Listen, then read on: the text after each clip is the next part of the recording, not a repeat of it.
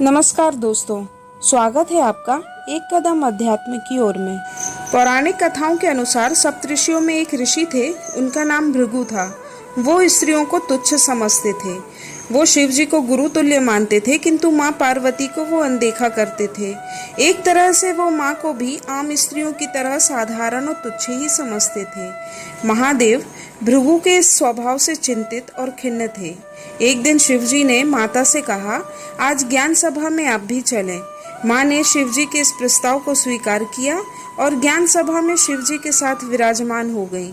सभी ऋषिगण और देवताओं ने माँ और परम पिता को नमन किया और उनकी प्रदक्षिणा की और अपना अपना स्थान ग्रहण किया। भृगु ऋषि माँ और शिवजी को साथ देखकर थोड़े चिंतित थे। उन्हें समझ नहीं आ रहा था कि वो शिवजी की प्रदक्षिणा कैसे करें। बहुत विचारने के बाद भृगु ने महादेव जी से कहा कि वो अलग होकर खड़े हो जाएं। शिवजी जानते थे कि भृगु के मन में क्या चल रहा है। वो माँ को देखे। माता ने उनके मन की बात पढ़ ली और वो शिवजी के आधे अंग से जुड़ गई और अर्धनारीश्वर रूप में विराजमान हो गई। अब तो भृगु ऋषि और भी परेशान हो गए। कुछ पल सोचने के बाद भृगु ने एक राह निकाली।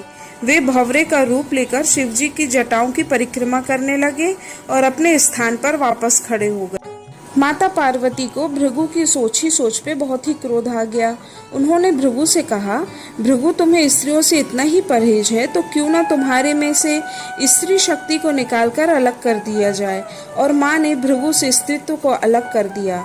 अब भृगु ना तो जीवितों में थे ना मृत थे। उन्हें अपार पीड़ा हो रही थी। वे माँ से क्षमा मांगने लगे। तब शिवजी ने माँ से भृगु को क्षमा करने को कहा। माँ ने उन्हें क्षमा किया और बोली, संसार में स्त्री शक्ति के बिना कुछ भी नहीं है। बिना स्त्री के प्रकृति भी नहीं है और पुरुष भी नहीं है। दोनों का होना अनिवार्य है और जो स्त्रियों को सम्मान नहीं देता वो जीने का अधिकारी नहीं है। आज संसार में अनेकों ऐसे सोच वाले लोग हैं।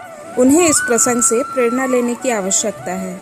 वो स्त्रियों से उनका सम्मान ना छीने, खुद जिए और स्त्रियों के लिए भी सुखद संसार की व्यवस्था बनाए रखने में योगदान दें। तो दोस्तों, इस प्रकार माता पार्वती ने भृगु ऋषि को नारियों का सम्मान करना सिखाया।